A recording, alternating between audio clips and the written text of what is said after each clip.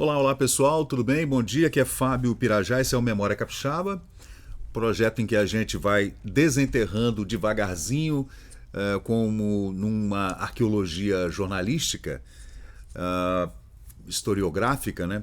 Algumas pendências e pendangas que estão engavetadas nas bibliotecas nacionais, nos arquivos públicos e etc. Né? Hoje a gente vai voltar para o ano de 1928, período em que era presidente do Estado, doutor Aristeu Borges de Aguiar, de família serrana, lá inclusive parente, né? Parente meu da Serra Sede, eu diria que parente afastado contra parente, né? E, gente, é interessante que essas matérias que eu vou trazer para vocês hoje são matérias do jornal A Crítica, do Rio de Janeiro, de 1928, 1929. A gente estava ali vivendo um período terrível de inflação aqui no Espírito Santo, seca e também fome por todo o estado. Alguns jornais classificam o governo do Florentino Avidos como um governo muito ruim e também bastante corrupto. Outros dizem que não.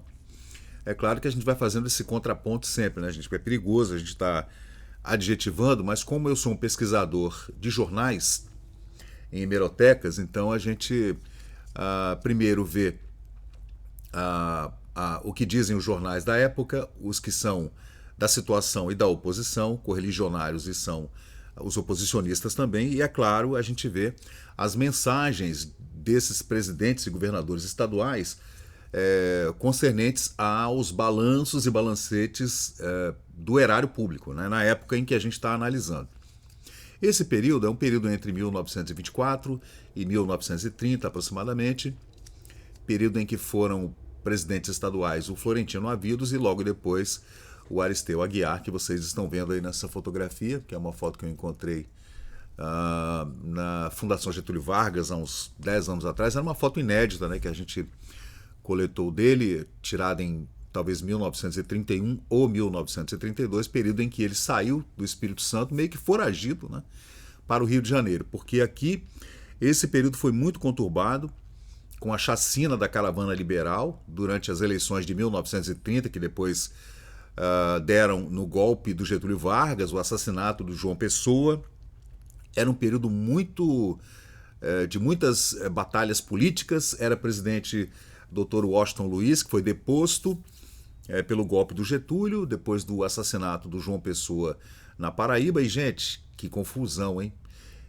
O crash da Bolsa em Nova York em 1929, tudo ao mesmo tempo agora. Então, o Espírito Santo nesse período estava com um problema grave de corrupção dentro da Bolsa Estadual do Café, que nessa época funcionava no Teatro Glória, né, no Edifício Glória.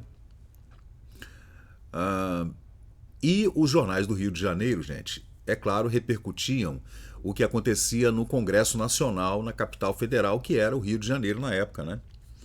Inclusive lá no Palácio Monroe, onde ficava a Senatoria, o Senado da República, o Palácio Tiradentes, e tudo se desenrolava de forma muito atabalhoada, inclusive na imprensa, e a gente tem que ter cuidado na hora de analisar. A imprensa carioca, que tinha suas fontes dentro do Congresso Nacional em 1928, tratava o assunto da presidência do Espírito Santo de forma muito aguda, né? Com muita oposição, e falava mal mesmo, descaradamente, sem medo, né, de ser feliz. Você vê que a imprensa nessa época era muito mais livre do que é hoje, né? Não dá nem para comparar. A imprensa nacional, gente, já foi muito livre. A liberdade de expressão graçava pelo território brasileiro, e hoje, né, não dá nem para comparar, né? Qualquer coisa que você fale hoje, inclusive na rede social, é perigoso de você ser preso ou tomar um processo. Naquela época não, havia liberdade desde do Segundo Império, do final do Segundo Império. Dom Pedro II era também alvo de ataques vis, inclusive, né? O pessoal fazia caricaturas de Dom Pedro II como se fosse um macaco, comparando ele a um animal selvagem, e a família imperial também. E Dom Pedro não rebatia. Vou tomar uma aguinha aqui, né, gente? Dom Pedro não rebatia, não se defendia. Não sei se ele levava isso na esportiva ou se ele... Desculpem. Ou se ele simplesmente ficava chateado e, né, amuado e não rebatia. Mas, logo na Primeira República, os jornais também, revistas, faziam muita oposição, e a oposição era ferrenha, tá? Não é como hoje, não. Hoje as pessoas têm que estar burilando o texto com bastante cuidado, senão pode dar processo e pode dar investigação, Polícia Federal, Ministério Público, Tribunal de Contas estadual ou da União. Bom, nessa época não. Havia, claro, um embate político muito fervoroso, porque o Brasil estava tentando se livrar da República Velha e entrar numa nova fase de desenvolvimento e tudo. Acabou que deu tudo errado. Getúlio assumiu e foi muito pior como ditador, e nos estados a coisa era tratada como fazenda mesmo, uma grande fazenda, com a Casa Grande, que era o palácio do governo, e com as senzalas, com os seus correligionários e apaniguados e família, uma súcia.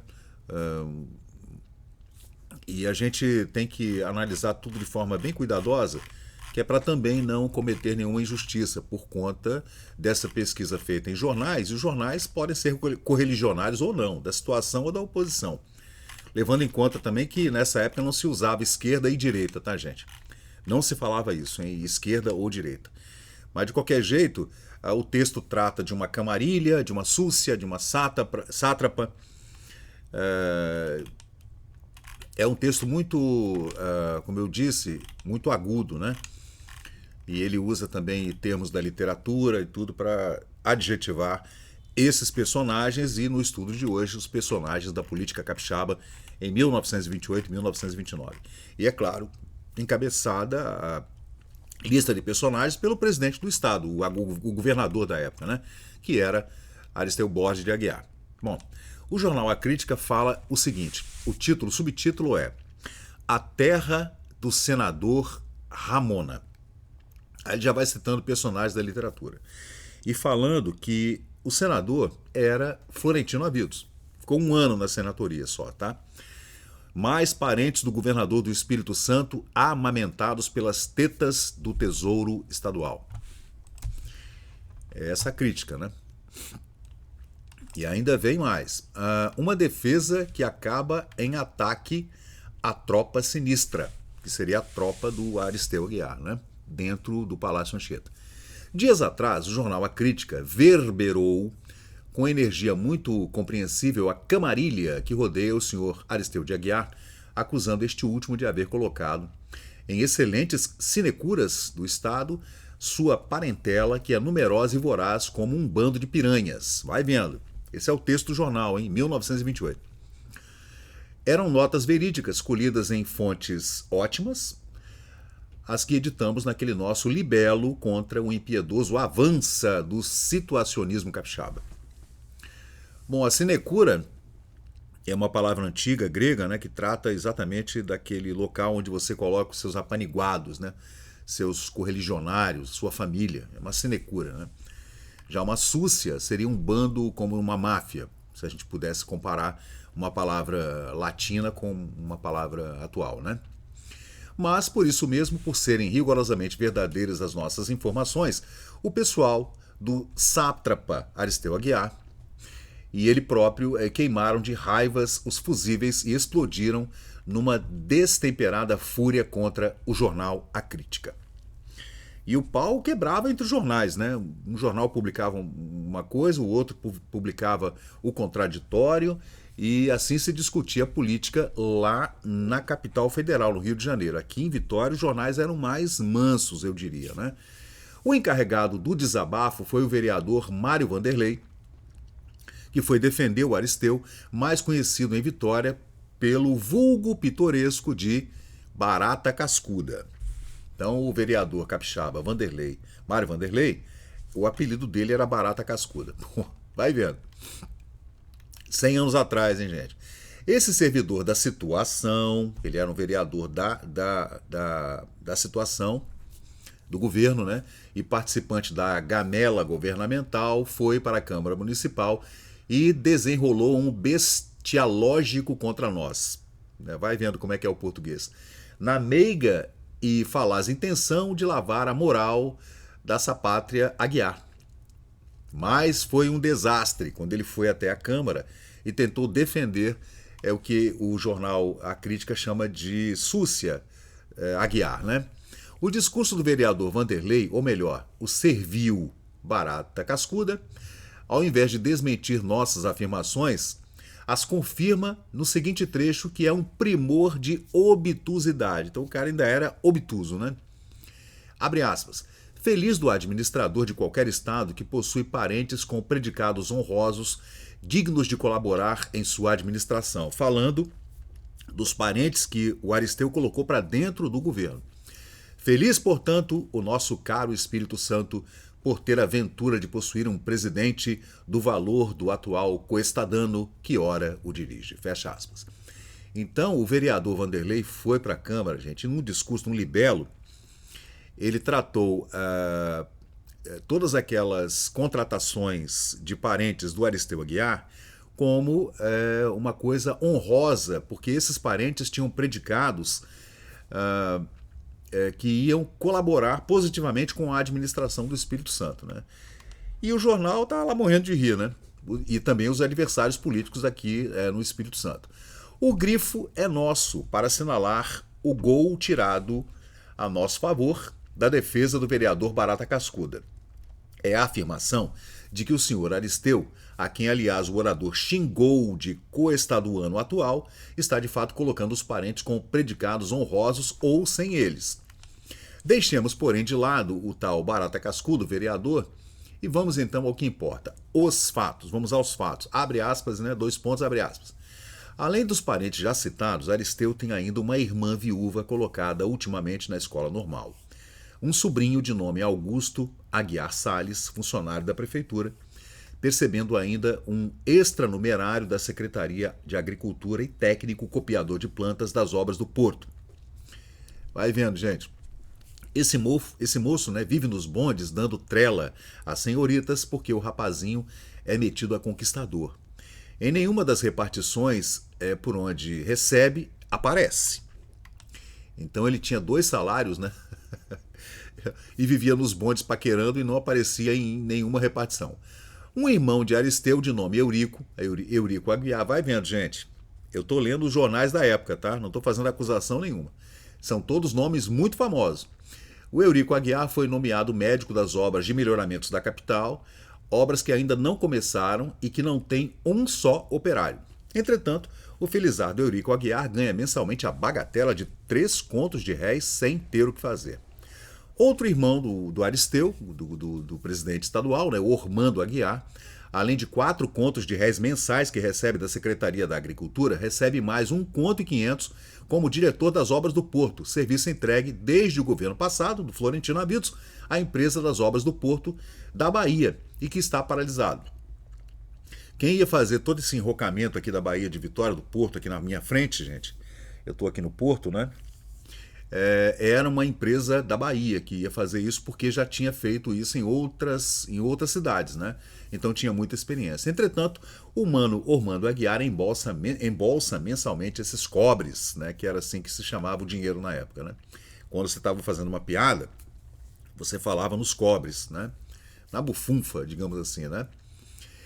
Outro irmão do governador Aristeu Aguiar, de nome Manuel Augusto Aguiar, atual líder do Congresso, está também arranjado com seu pé de meia, comprando cavalos para o regimento da polícia, e tem sido recentemente suspensa a publicação de um edital de concorrência para a compra dos cavalos, em virtude de o deputado Aguiar se propor a fazer a transação. Então, havia dentro do Congresso Estadual, né, no Espírito Santo, uma legislação para uma concorrência para a compra de cavalos para a força policial, para o regimento da polícia do Espírito Santo, né?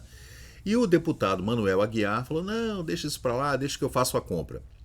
Outro irmão do Aristeu Aguiar, o Flávio Aguiar, vive metido em uns negócios escabrosos de desapropriação. Nessa época, Vitória estava passando por muitas obras de alargamento das vias aqui, especialmente na Cidade Baixa, na Avenida Capixaba, a Avenida Jerônimo Monteiro, o 1º de Maio, né, até o Palácio Anchieta, até a Vila Rubim, e também a ampliação da Avenida à Beira-Mar. Então, muitos prédios precisavam ser desapropriados, gente. Isso aí foi um problema sério, né? Porque havia muito comércio, pensões, etc., né? Pastos e repúblicas, então, hotelaria e tudo, né? Tendo o governo desapropriado cerca de 80 prédios na Cidade Alta, que era o ponto mais chique da cidade na época, foi esse irmão de Aristeu encarregado de negociar as indenizações, recebendo gorda porcentagem do tesouro, além do que arranca das partes. Este é um dos escândalos mais comentados em Vitória. Você vê que aqui em Vitória também corria, mas corria a boca miúda, né? Mas o pessoal comentava, olha, fulano tá lá, olha. Dominado pelo secretário das Finanças, o coronel João Machado, mais conhecido como Machadinho do Banco, porque havia sido gerente do Banco do Brasil em Vitória, banco em que foi patrão do Aristeu Aguiar. Na época, o Aristeu trabalhou no Banco do Brasil, né? Tirou este do Banco do Espírito Santo, o Serviço de Defesa do Café, entregando-o ao seu irmão Aldifas Barcelos, né? Aldifas Aguiar, afim, e também uns parentes do Machadinho também, um tal de José Braga, negociante falido e já envolvido em processos de notas falsas, falsificação de notas. Vai vendo.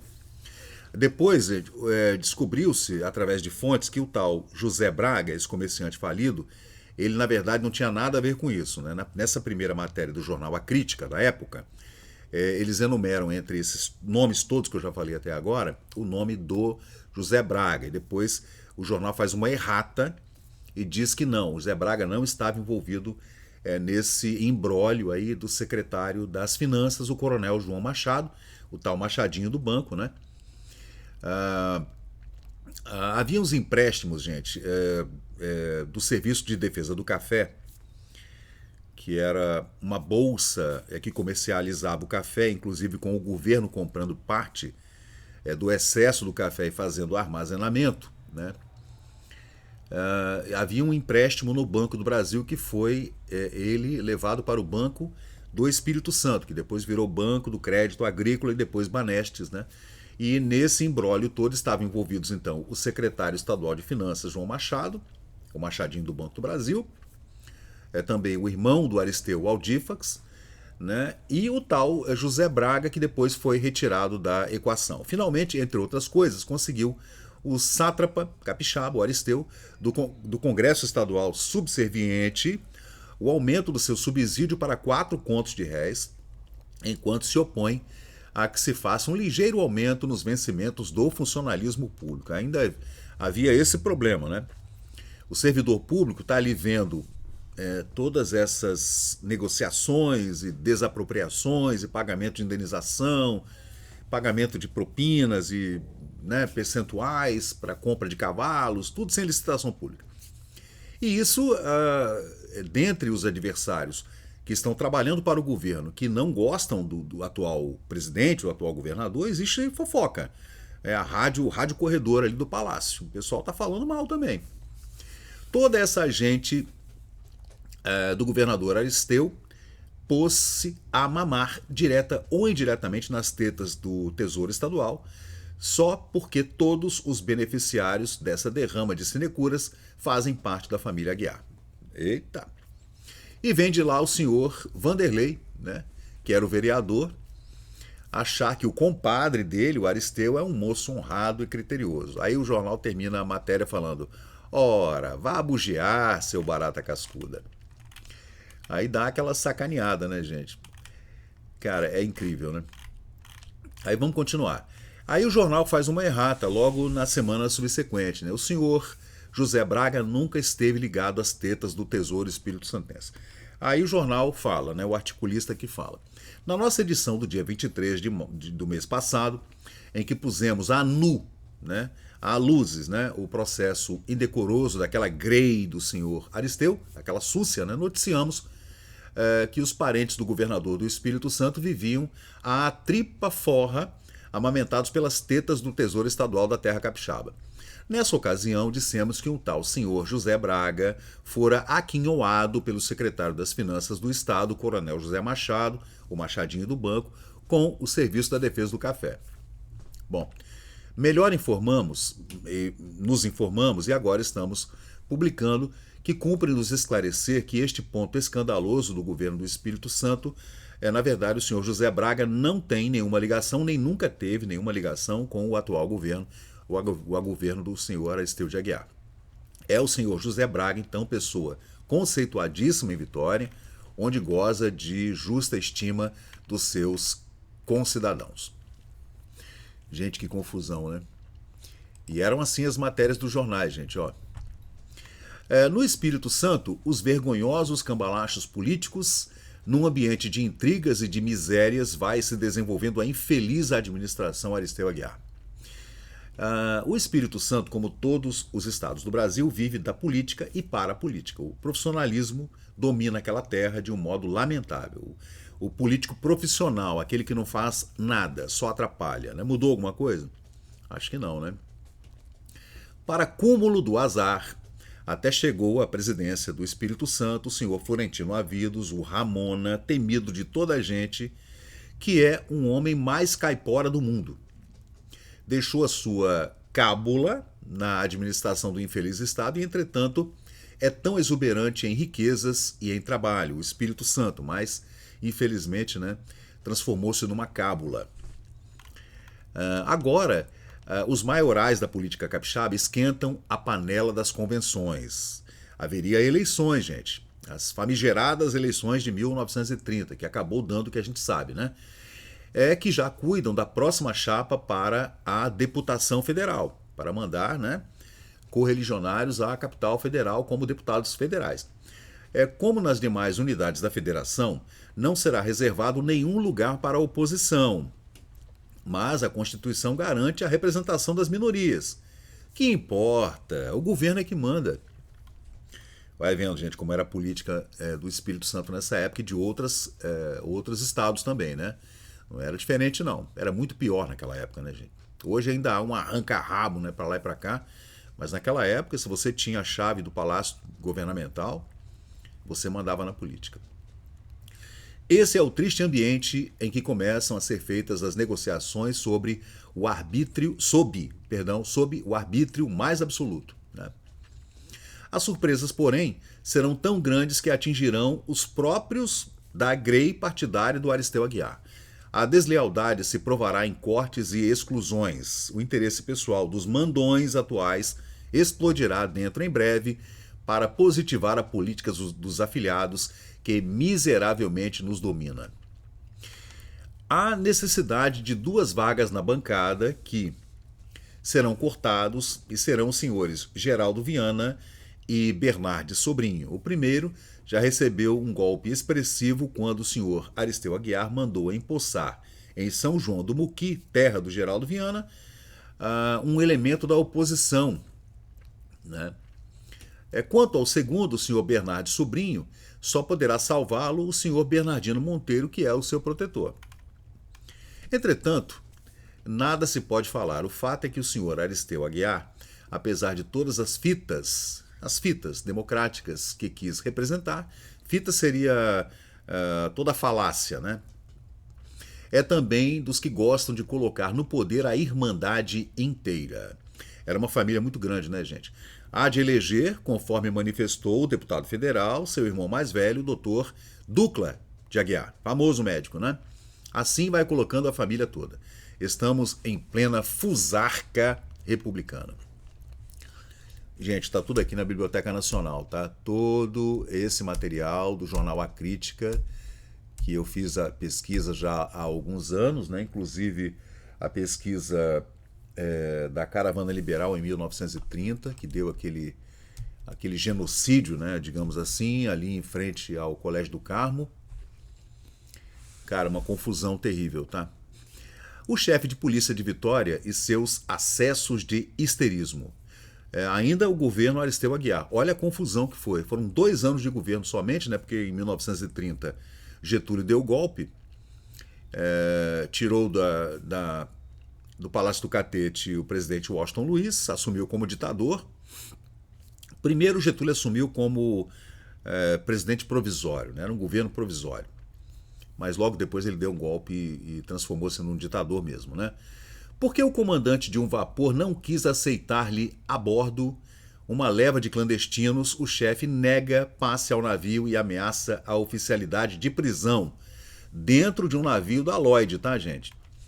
Desde os primeiros dias de sua gestão na administração do Estado, o Dr. Aristeu Aguiar vem revelando ser um conglomerado de loucos e de patifes que estão transformando aquele infeliz Estado numa vasta e aladroada senzala. Vai vendo. Cada um dos membros deste governo, atrabiliário e desonesto, é um caso de histerismo de cleptomania. Na época, a cleptomania se escrevia com K e histerismo com Y, né? Entre os loucos mais notáveis daquele imenso manicômio, está falando do Espírito Santo, um dos mais perigosos é o tal chefe de polícia, reguletê, destrambelhado e cabeçudo. Há dias, quando estava no Porto de Vitória, o vapor cargueiro chamado Murtinho, que pertencia ao Lloyd brasileiro, o tal chefe de polícia mandou para bordo uma leva de infelizes capturados na cidade por vadiagem e outros pequenos delitos e que o moço neurópatra, que era meio doido, esquizofrênico, né, queria que o comandante do Murtinho levasse para a Bahia esses cidadãos capturados por vadiagem, né, expulsando eles do Espírito Santo, sem pagar nada, passagem, nada, nem assumir o trejeito bacharelete, a responsabilidade, trefeito, né, bacharelete, a responsabilidade do seu ato.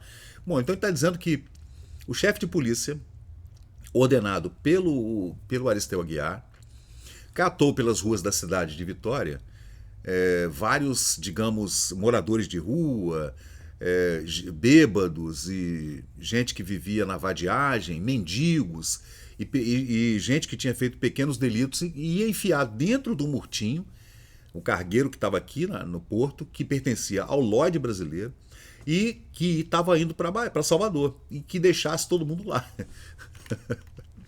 O comandante, é claro, negou-se a satisfazer a louca fantasia do esganiçado Beleguim, cujo nome é Fernando Rabelo. Gente, são todos nomes muito famosos, tá? Que hoje dão nomes a ruas, etc. Bastou isso para que o embirrento policial capixaba resolvesse negar passe de saída ao navio, ameaçando ainda de ocupá-lo militarmente e prender o comandante e os oficiais do navio caso o mesmo insistisse em desobedecer às ordens de colocar dentro do navio todos aqueles homens que estavam presos e que deveriam ser colocados dentro do navio e levados para a Bahia. E declarou mais o bacharel Rabelo que pretendia então prenderia também o navio, os oficiais e o comandante, assumindo responsabilidade pelas consequências que esse seu ato de insanidade acarretasse ao governo do Espírito Santo. Bom, o presidente do Lloyd, a diretoria do Lloyd, né, mandou para o Espírito Santo um diretor, veio até o Espírito Santo para resolver o problema, né? E ficou aquele impasse, mas acabou que resolveu o problema, que o jornal, a crítica chama de delírio histérico e quixotesco, né? Ele usa muitas dessas palavras assim da literatura. Gente, acabou que essa vontade do Fernando Rabelo não foi levada a efeito, né? Nesse caso, o Lloyd brasileiro foi muito mais forte do que o delegado de polícia, que era correligionário do doutor Aristeu Aguiar. Você vê? Gente, que confusão. E são todos nomes muito importantes, mas estavam ali colocados no jornal A Crítica como bandidos, como uma súcia, né? Então a gente tem que ter cuidado na hora de fazer essa leitura, né? Porque são pessoas que têm parentes aqui no Espírito Santo, né? Que têm sobrinhos e netos e bisnetos, etc, né? Então, Gente, ainda tem a questão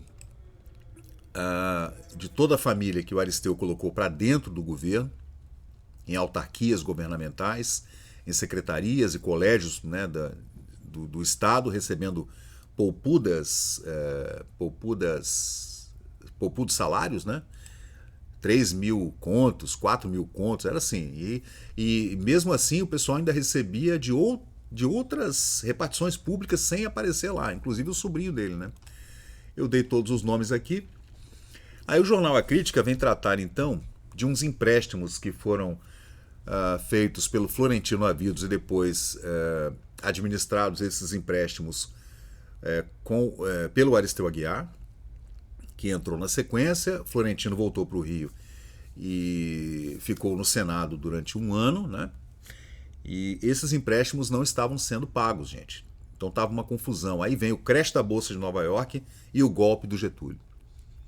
E nesse período o Espírito Santo ficou em suspenso, com uma inflação alta, fome, havia uma seca e não havia estradas para o escoamento da produção rural, e ainda a capital, Vitória, cheia de obras de demolição, desapropriação, uma confusão terrível, né? E aí o jornal A Crítica, como vocês estão vendo aí, publica no dia 7 de março de 1930, falando sobre a Bolsa de Comércio do Café do Espírito Santo, que eu vou tratar em outro vídeo para tratar desse assunto, que é um assunto também extenso, complicado, que envolve propinas e empréstimos e, bom, o Instituto Capixaba de Café transformado em Ilha dos Amores de um irmão e sócio do senhor Aristeu Aguiar. Estava já no final do governo, né? E em 1930, e esse assunto a gente trata depois em um outro vídeo. Lembrando, gente, que está aqui, ó, os vergonhosos cambalachos políticos do Espírito Santo. Tá tudo no jornal A Crítica, aqui na Biblioteca Nacional, qualquer pessoa pode entrar, fazer a pesquisa. Simplesmente alarmante a situação financeira do Espírito Santo. Mas a Camorra, tem a máfia italiana, né? Como a máfia tem a Camorra também, né? A Camorra Aguiar não se aperta, está cuidando de um novo empréstimo. Aristeu Aguiar, que os jornais do Rio chamavam de Dr. Ratão, o ratão de óculos fumaçados, entre os seus agilíssimos e pantagélicos auxiliares. Então, gente, é isso, né? Esse é mais um vídeo aqui do canal para tratar desse assunto, que já tem outros vídeos aqui no canal falando sobre essa administração, que segundo a oposição foi uma administração catastrófica no Espírito Santo, que acabou convergindo para... junto com o que acontecia no Rio de Janeiro, né, o golpe do Getúlio acabou convergindo então para um novo estado político no Brasil inteiro, né? A partir de 1930 a gente teve então a instituição de um governo provisório, né? Getúlio inclusive esteve em Vitória em 1933, já mesmo em 1930, virando o ano, ele já colocou como interventor. Os estados viraram interventorias, né? E aqui foi colocado a cabeça do governo da Interventoria do Espírito Santo, João Punaro Bley. Então, pessoal, é isso. Eu sou Fábio Pirajá, esse é o Memória Capixaba, e a gente continua sempre tratando desses assuntos que são espinhosos, né? É claro que a gente tem que também trazer aqui no canal o contraditório, né? Porque também há jornais que falam bem, há também políticos, vereadores e deputados estaduais que também falam bem, né? Então, existe esse contraponto que a gente tem que trazer nessa nossa pesquisa, que é para não melindrar as partes. Então, pessoal, é isso aí. Eu sou o Fábio Pirajá. Valeu, obrigado, até a próxima. Vamos em frente aí pesquisando. Vamos ler mais. E chegamos ao final de mais um vídeo aqui do Memória Capixaba. E se você curtiu o conteúdo, por favor, deixe seu like, compartilhe aqui o nosso canal e inscreva-se para mais novidades. Até a próxima e muito obrigado por participar aqui do Memória Capixaba.